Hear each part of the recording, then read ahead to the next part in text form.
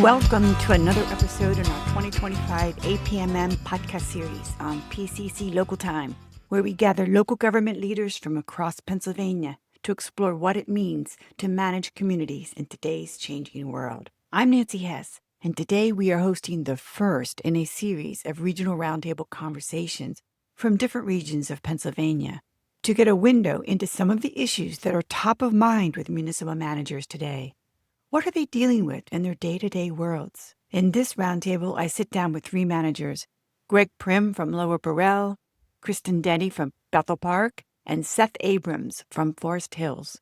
We talk about emotional resilience and the personal toll of being the buffer when tensions arrive, the importance of honest dialogue with peers, especially within the region, and shifting expectations from the workforce and the public. They speak candidly about tensions, pressures, and quiet rewards that define their work. If you've ever wondered what it takes to lead from the middle, to translate vision into action, or to build lasting peer relationships in a politically charged environment, this is the episode for you. And we're glad you're here. And if you're not a follower, we hope you will become one. You can find more information about our guests, our show, APMM, and the PCC Local Time Friday newsletter by checking out the show notes. Now let the show begin. I asked Greg to start us out by telling us about an issue that has been top of mind for him. I might be looking at this a little different because I can certainly speak to very specific issues. Like I could speak to stormwater. Stormwater is a constant zombie issue that never goes away. It gets worse by the day. Then you combat that with MS4s, and I'm sure that'll come up again in the conversation. But to start it off, I would really love to see if other people are seeing what I'm seeing. Like this is my 37th year of managing. I've managed boroughs, I've managed townships. Now I'm in a city of the third class. The day I think I know it all is the day I need to quit because I become dangerous, right? I need to be a lifelong learner, and I'm always looking to learn new things. But when these challenges come up, like I've seen recently, and it's more related to relationships with elected officials.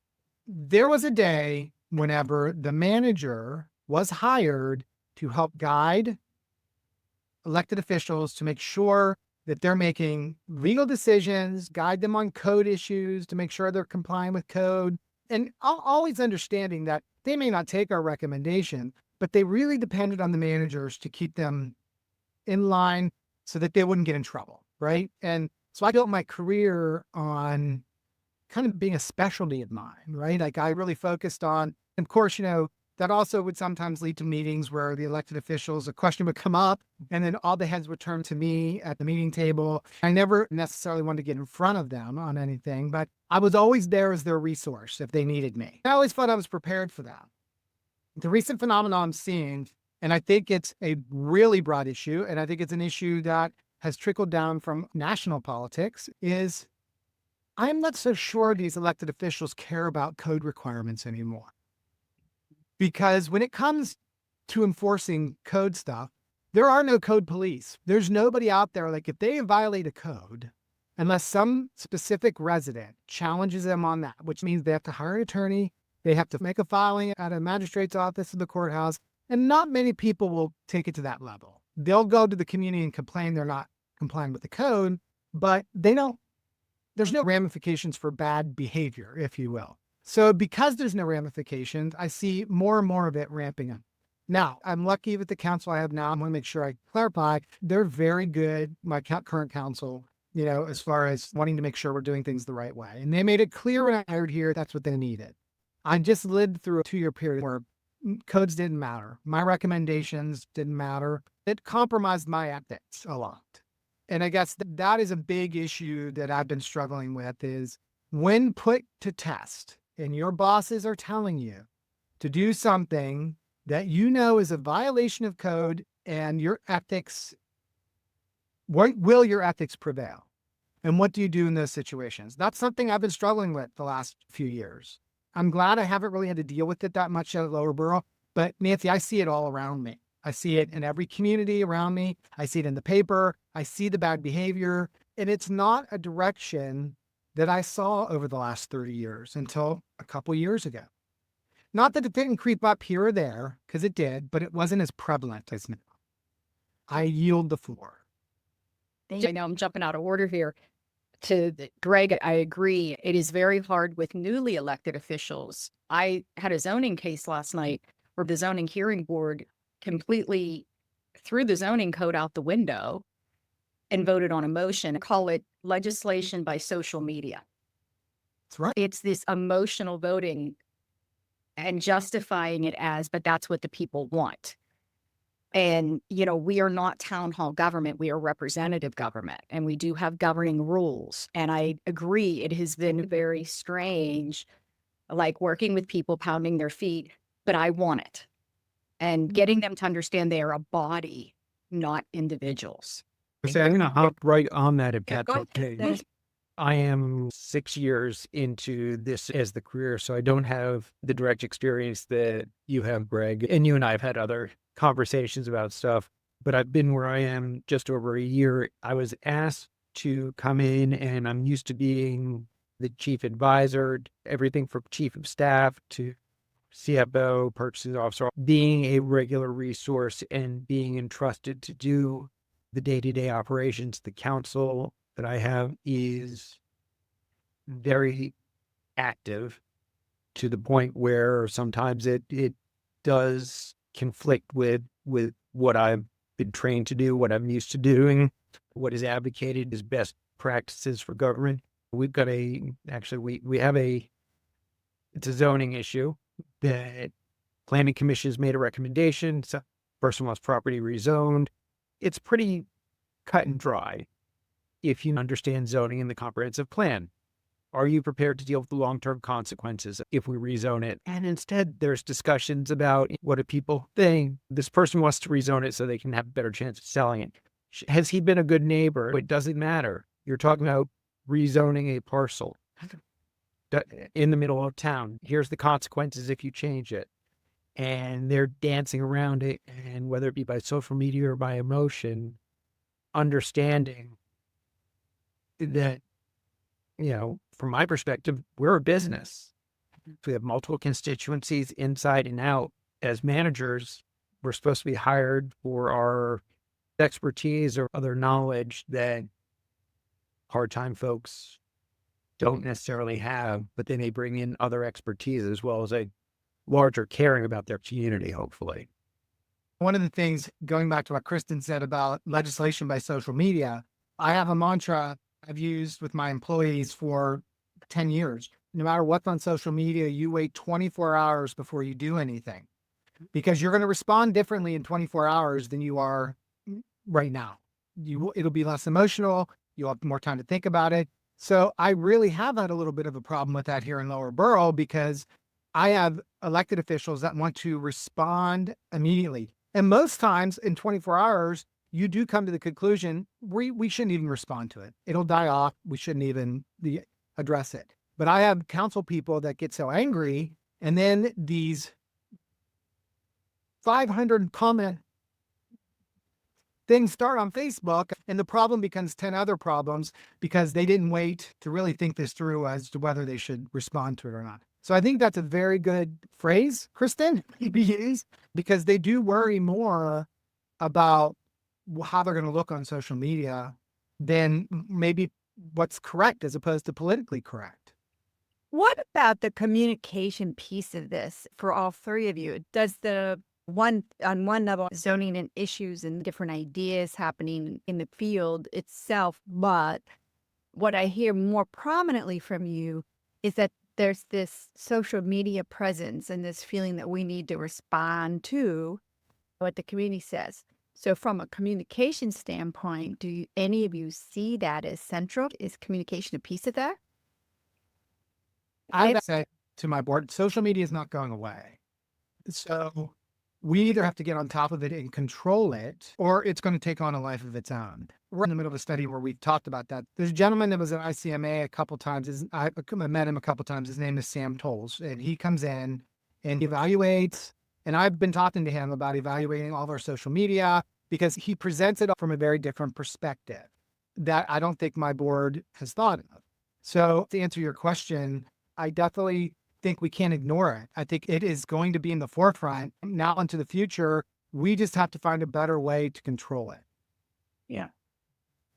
There was also a recent podcast episode on PCC Local Time with Mike Baumwell. He was also at APMM, and he really is focused on this as well. He has a really excellent view of how to provide authentic communications with the community. On the zoning issue, we hear so much about affordable housing and the need to change the way we are planning our communities to make use of property, have multi-family homes. I wanted to touch on short-term rentals. Is there something particular that's driving these zoning issues? For me, our main issue is right along Route 30, which is a state highway. People zip through it 30 to 50 miles an hour. So we're very much a drive-through, which doesn't make for the best business or residential environment. We're considering things that were developed in the 70s or maybe 80s, vacant office buildings. Can they be repurposed?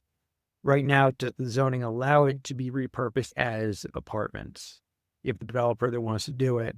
And to think about those pieces, we really don't have any ready to build land that we're doing regular development with. If we're going to develop something, it's because the lot has gone vacant, or I've got a brownfield that can be cleaned up at great expense where we might be able to put some new stock.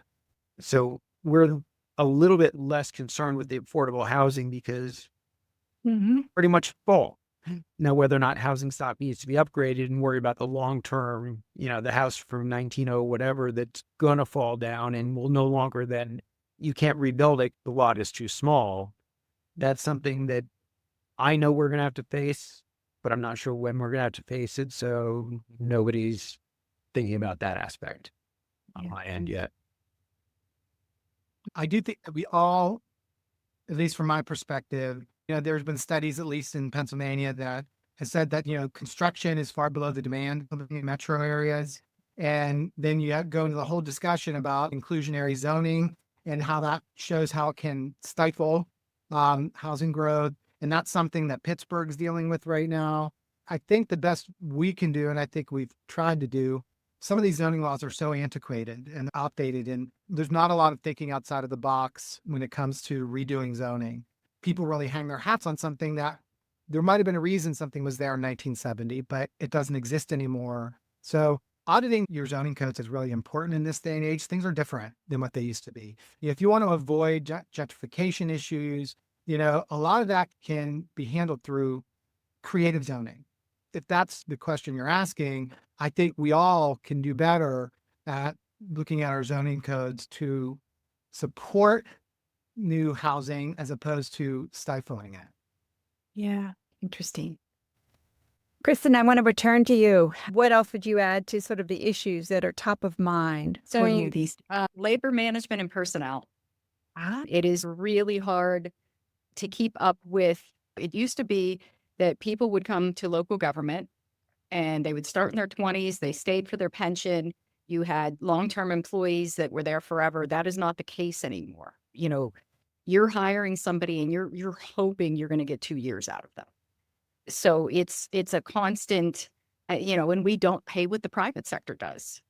So in admin positions, it is a constant fight to retain these positions, even more so now with the work from home abilities and things that came up through COVID. You don't get people that want to come to an office. And let's face it, we're the public. People come here, they want to talk to somebody. Keeping up with those demands, and I'm sure my colleagues, it is on all levels, whether it be CDLs for public works, police officers, admins. It is really hard to attract a talent pool. Yeah. At you weren't at executive development this year, were you, Nancy, in February? No, I missed it. The whole theme of that executive development conference this year was managing among generations. Managers right now are having to manage all 4 existing generations, Gen X, Gen Z, Gen Y, millennials, and they all have different expectations. What I found the most difficult is millennials, because they don't stay for pensions anymore. They work to live. They don't live to work. Kristen, Seth, and I live to work. It's what we've always done. I have a daughter in that millennial category, and she wants work-life balance. She doesn't really care about her pension. She wants a happy life and some work from home options. That's very prevalent among that generation. We have to change to adapt to that, or we're not going to have this retention, because that is pretty common themed across that whole generation. And what I found is those millennials, when you give them what they need, they're workhorses. So if there's a way to get them a day or two at home, they will produce. At least that's what I've found anyway. It's difficult.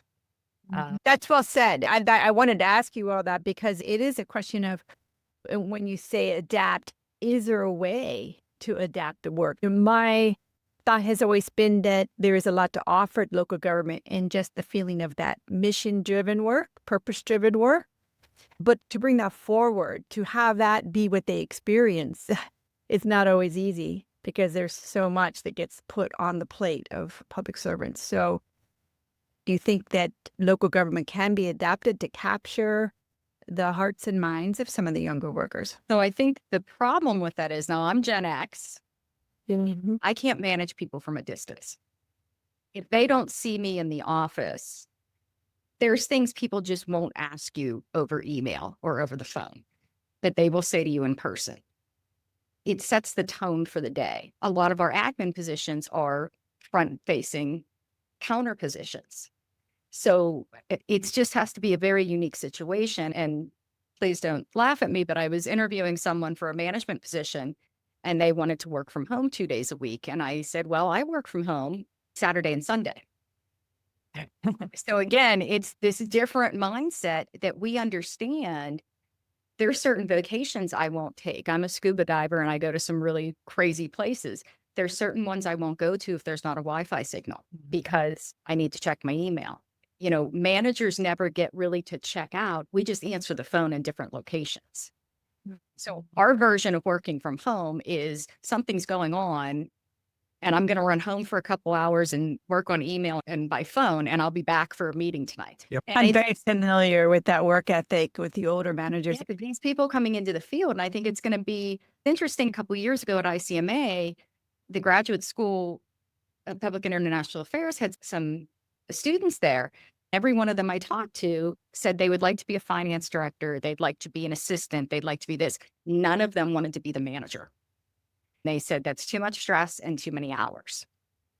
You're seeing that more and more. And with social media, nobody wants to be criticized, dragged through the dirt.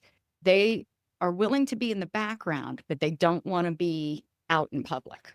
This brings to mind a question that came up when you all were talking earlier. To what extent is there just a lack of professional support? In other words, has there been a dwindling of investment in some of the professional level, whether it's planners, whether it's PR people, whether it's executive assistants, which have almost been done away with in some respects, but those people who could pick up some of that slack and make it possible for the work to be spread a little bit more so that the manager is not feeling like they have to wear all of these hats. Has that changed? Maybe, Greg, you can respond to that. Over the years, has there been a reduction of staffing overall? Well, what I could say is I've always worked from the trenches. Where I'm at right now in the city of Lower Burrell, I have more staff than I've ever had in my career. My municipalities prior to this, we had 7 people or 3 people in the office. So that required me to really physically do the accounting and reconciliations and things. Because I've done all those jobs, I feel better qualified to manage where I'm at now because I have people I can delegate to. But I also know, because I've done it, what they're supposed to be doing. I do think it's hard. And back to Kristen's point, people would enter these fields and work their career learning these jobs as they go. You can't necessarily have people real qualified coming right out of college and into a manager's job if you've not experienced all the different aspects or departments that go along with it. I do think they got to start someplace, but I just think that, I feel fortunate that I've done these jobs. So I think it makes me a better manager because I can manage those people better, knowing what they're supposed to be doing. You are seeing downsizing of staff, if you're asking that. What? I mean, you guys are taking on more mandates, more nuanced Or complex challenges.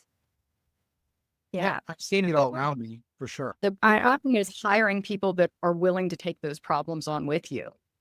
People want to come to work, but they don't want responsibility. There's just not a lot of people that want to be management. You can give them a project, and with this new generation, they're very project oriented, which is why they look at working from home and don't understand why they have to come into the office. But the actual management section of it and having to deal with the public, they don't have a lot of interest in. But I agree, they're workhorses. And if you need a project done and you let them off the leash and say, this is what I need you to create, they come back with a great product. They just can't be your day-to-day rely on people. And unfortunately, in what we do, we have to be both. It's back to the jack of all trades. I've had to do everything. There's much I don't think I'm very good at it. I haven't had enough training. I know I'd be horrible as a planner. I have an administrative staff of 3. One person's always at the front window, and I have 2 in the back office doing finance. We do some of our own billing. But that leaves everything else that's not public works on my plate. So as small municipalities, at least me, and I know Bethel's quite a bit bigger, but I just don't have the staff or and you want to pay people decently. So as we've all got some pay increases to try and balance between that and some of the benefits, we've maybe not filled a spot. That's where I am with my public works, who I have not had an issue filling the positions, but what is being asked of them, because that's not really a high tech, AI is not going to get rid of my public works department. And they're being asked to take on more and more work. We own our sewer systems, where can't you do more road paving? Well, we could, but you need to buy us a road paver. And by the way, now we're going to need extra staff who's trained so they can be running that X number of hours per week. If this is the additional, well, can't you just do what the people you have? And finding somebody who can do all that, who's willing to say, yeah, my work from home day is Saturday or Sunday, or yeah, I took the day off sick, but I'm still on all these Zoom calls and I'm answering the phones. I'm just doing it from home instead of at the office, is tough. We almost could get away with more work from home of social media, being able to phone things in, people entering their concerns online. Here, I've probably gotten the least number of counter visits that I've ever received, 6 years, 3 different municipalities. But we still get plenty of calls, and that's stuff that could be done from home, but we're still antiquated. We still have to have code books and keep everything on paper. The time it takes to digitize everything to make it that you can work from home more easily isn't there. The funds aren't there to make that transition. Therefore, I still live in a world of paper as much as I carry around my laptop and my phone, and it can be digital if I personally can be fully digital. Yeah. But I need to go back to the ordinance from 1960, and that's still only on paper. I'm sorry to interrupt, but it seems to me that some of the heart of the issue is this transition from old ways to new ways that has been accelerated over the past years, so that you're trying to straddle these 2 worlds and come up with solutions that don't always feel comfortable or are not easy. I want to shift just a little bit because it kind of brings back to mind what Greg started this off by saying, that there is a prevailing, and we could speak in general here. I know this is a sensitive topic to talk in particulars, but relationship with elected officials, we hear that at the conference, we hear that throughout. And just thinking about what is at the root of that. Is it because there's a lot of turnover in elected officials? They bring all of their ideas of what an organization should be with them when they come into office. To what extent is it because there's been a lot of turnover? Is it because there's a mix of generations on the board? Is it that you mentioned social media? I have a very specific example I always turn to. At least it's what I've kind of thought the problem was. If you have kids, you know that your kids pattern your behavior. Kids growing up in households pattern their parents' behavior. When people see bad behavior, it's a green light for them to do it. And it's filtered down from the top. They've seen bad behavior, and nobody mincing words. I've seen decorum completely walk out the door on certain things in the last few years that I would have never guessed in a million years. The decorum is gone for on a lot of levels. I do think there's still good people out there that want to do the right thing, but I think that when they get the green light for bad behavior, it's like a disease that spreads and becomes okay. That's what I've seen anyway. Mhm. What I'm seeing from my electeds over the past few years is they're almost more issue based. And unlike a larger legislative, such as the state or federal, where you've got leadership who has been there for years to build things up and set the tone for the caucus, that doesn't happen at local government. I've got 7 council members, 3 new ones one year, 4 new ones the next year. Not too many people are staying on for 20, 30 years and maintaining some level of leadership to say, okay, this is how we do things. But there are cultures of some bad behavior that live on. And then they see an issue, they're not looking at long-term planning. And that's been my challenge for the past 3, 4 years, is I'm trying to look and say, what do we want to do over the course of the 5, 10 years so that we can, not hit a fiscal cliff, so that we can stabilize things, and it's more of what are we doing now? The school district raised taxes. We can't raise taxes on our residents too. Well, if you're not going to fund it and you want this to happen, again, how do we make it happen? It's become difficult to get folks to think in that 5 to 10 to 15 year vision of what they want downtown to look like, what they want the parks and rec system to look like. It's like living paycheck to paycheck, which is very difficult in our position where we're trying to plan out for the next 6 months, 1 year, 2 years, because that's our job, is to try and look forward when our bosses are saying, look at now. When you all look back on your careers, was there a time when the relationships with the elected officials was easier? When you look back, some routines or customs, or I'm talking about just informal relationship, were they easier at one time? Pre-social I think media. so. Yeah. It is really sad that social media, it leaves no adults in the room. And the expectations of the return on complaints, it would be one thing if you got a complaint from someone on social media. Can you please arrange a work order to get resident X's, you know, street swept? The expectation is because they put it in instantaneously, you're sending a street sweeper instantaneously. We have a system that we utilize where we're able to schedule and put out work orders and follow up, and it emails the resident. They don't want to use that. It takes too long. Our goal is to answer every one of those complaints on a workday, within the workday, and have it scheduled within 24 hours. There is this instant society that we're living in that has no appreciation for. We only have X amount of employees, and, they're working on playgrounds. They are filling potholes. They are, it is a very, and I really blame social media, because people feel, for our elected officials, I feel for them because they feel attacked. And if they don't respond quick enough, the 500 comments start, they're faulty in their response. I have tried to say to people, our most recent one was when we had the big blackouts, the outages for a couple of days here in Bethel. We were out for 3 or 4 days. And, people are posting online. And I said, if my electric's out, I'm not going to post it online and expect West Penn to show up at my house. I'm calling 1-800, whatever number, to report it. We have to treat it the same. If someone genuinely has a problem, they need to call the municipality, send an email, send an eGov. Putting it on social media is not the proper way to address a problem. That's just you complaining. We have to train our elected officials. If there's multiple people talking about a pothole, absolutely tell us, we're going to take care of it. But that's not how we receive complaints.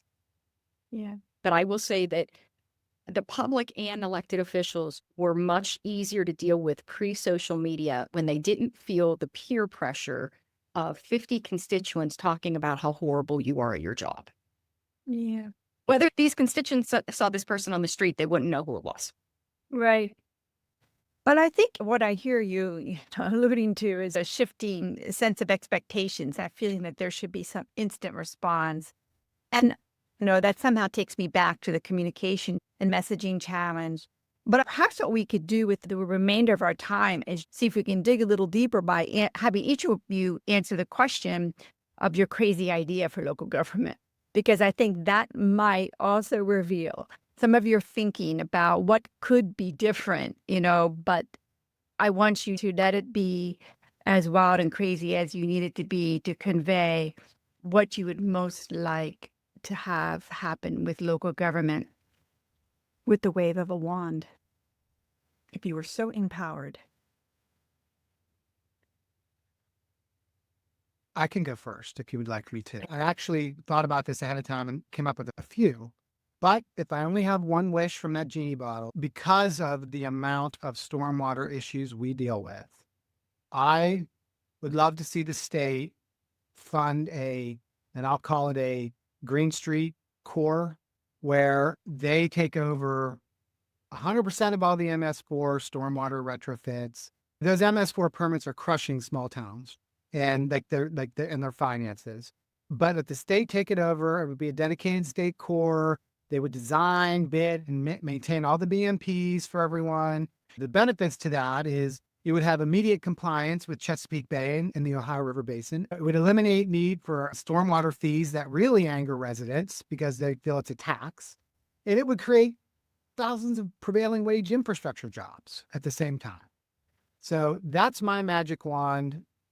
It would take so much pressure off of us because the three of us sitting here could tell you that the majority of the time, these stormwater problems aren't municipal problems. They're problems between residents from one property to another, but they expect us to fix it for them. And trying to get them to understand that it's not our problem has been an ongoing issue for us in the city here, as well as in my previous job. Wow. That's great, Greg. I'm glad you put that into words. Thank you.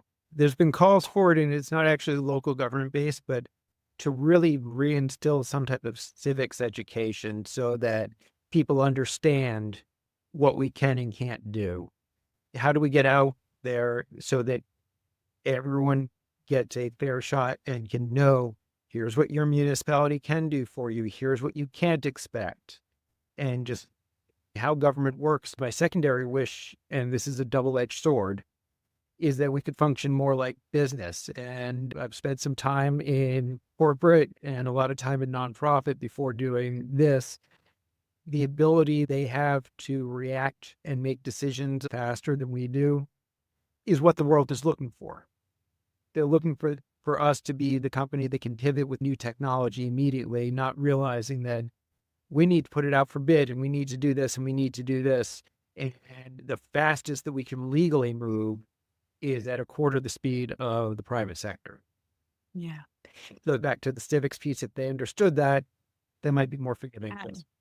There's also a link to what Greg said in terms of people understanding what local government does and can do. I also think about the process of getting approval for money that maybe is different in private sector. If you do something without sort of bringing the community with you or getting out ahead of elected officials, as Greg alluded to earlier, then everything becomes into question about what you're doing. That, the manager's not being transparent, And So mine Sorry would about that. be a little convoluted, but we all talk about the unfunded mandates. Greg, stormwater is killing all of us. It's unbelievable in developed areas what you're dealing with. Much like our sanitary lines, 50% on private property, 50% we control. There's only so much we can do. But yet we're getting MPDS permits, we're getting MS4 issues, we're coming under consent orders. Any legislation that results in a $50,000 or more cost to a municipality annually needs to be funded through the state. We all have suffered over the years between sanitary, stormwater, workman's comp, pensions, the COVID legislation to pay emergency workers if they receive COVID is still on the books. There's so many things out there that they pass and don't have any idea what it's going to cost the local municipality. Yeah. Anything that has over a 50, I agree, we should keep up with our stormwater. Our plants should be operating at a certain level. We should be making things better, not making them worse. But if it's going to cost us more than $50,000 annually, it needs to be funded through the state. Mhm. It's interesting you said that because the state, like PSATs and the Boroughs Association, that still remains one of their top legislative priorities that they're lobbying for is constitutional mandate that if these unfunded mandates come down, the state has to pay for them. I mean, and that is literally at the top of both of their agendas. Now, whether they'll get anywhere with them, I don't know, but it is good to hear you say that. And it's good to know that at least some attention is being paid to it. I think I heard a staggering number years ago. Like municipalities had to deal with the 1,475 unfunded mandates that we've had to implement over the years. There was a number they assigned to it. I mean, that's staggering. And it all falls on the property tax at the end of the day. That's what it falls on. I would just like some thought put into it. When they don't pass this legislation without knowing what the financial ramifications at a local level are going to be. Mhm. Even I think things would be looked at much differently if they knew what that was going to end up costing the little old lady that lives on Main Street. Maybe they would think about it differently. It's not just words. I agree. I think your three ideas go very well together.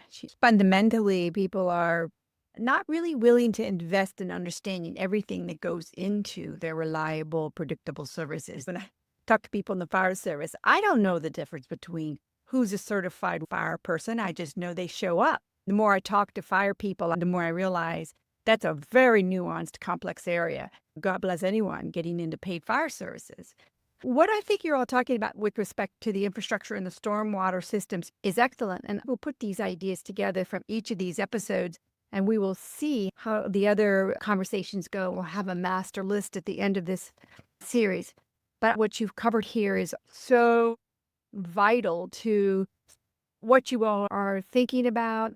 I'd like to just, if there's any sort of floating issues out there that you wanted to bring up today that didn't get included in our conversation, any parting words or thoughts that are important? How do we recruit? I think we've got to start looking at the next generation of managers, tricking them into, come on in, the water's just fine. The same as we got tricked. But, we have a local government academy does a fantastic internship program, that I think when people get into local government and get a little taste of it, it's very interesting.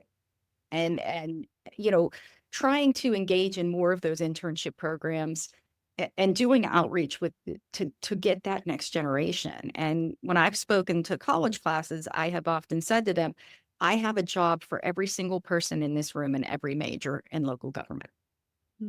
We do such a varied amount of things, from our lab techs that are SOAR plants that are, chemical biology majors, to, the legal that we use through solicitors, to engineers, English majors for PR writers. There truly is, if people look, so much that we need in local government.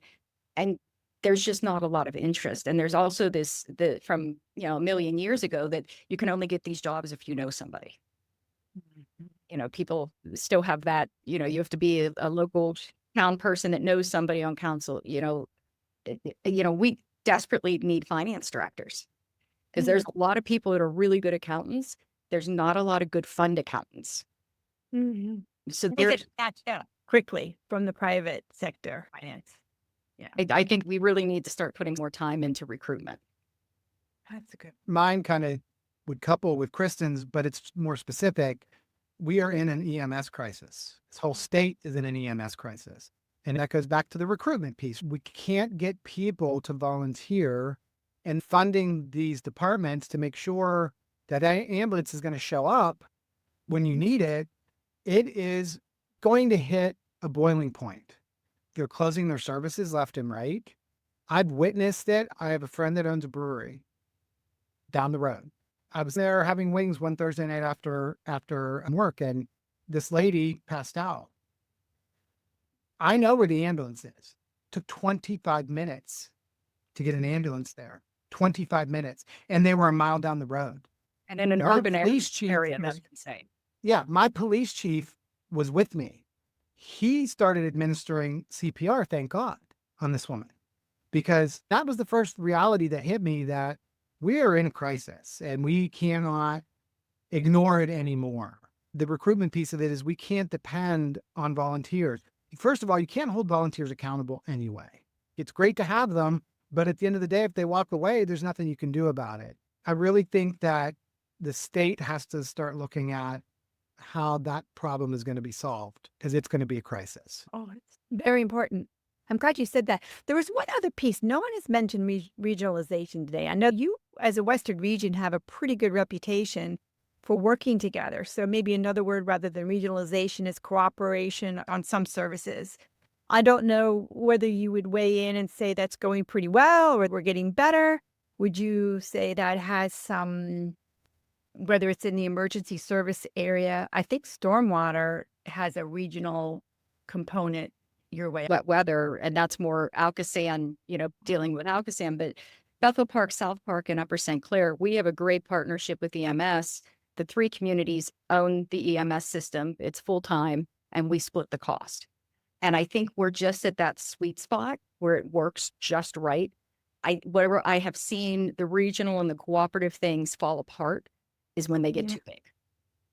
And then it's tipped to that economies of scale that it's no longer servicing everyone. And then you get people upset that they're paying more and not getting as many services. It's knowing when to say when, because of the amount of regulations that go along with everything. None of us can afford to have just these services that are single-minded. The fire departments do really well at complementing each other. But again, a lot of them are volunteer. How long can we go with that? I'm very fortunate in Bethel. We have a very strong volunteer base right now, hoping we can stay there. All the communities around us have a paid complement. Stormwater is a classic example. I mean, everything needs to be, the days of just sending public works over and throwing a French drain in somewhere and it drains out and nobody cares where it goes are over. Everything needs to be engineered and stamped. And you need to show what the results are to show that you have done X amount. So the cost to compile reports and give reports to show not only did we do the work, here's what comes out of it. It's astronomical. I think anywhere you can share services, but it's not as easy as people think because managers, we're all kind of type A personalities. We all think we have the best ideas. So to get 3 or 4 of us in a room that can work well together and share isn't always the easiest thing. I'm going to kind of maybe tie things together because I've got really good working relationships with my neighbors in Churchill and Wilkins. As a matter of fact, Wilkins and Forest Hills co-purchased our current and our last Vector machine. It's not a cheap machine. And our sharing agreement is every 2 weeks. We get it for 2 weeks. Here's the problem with shared services.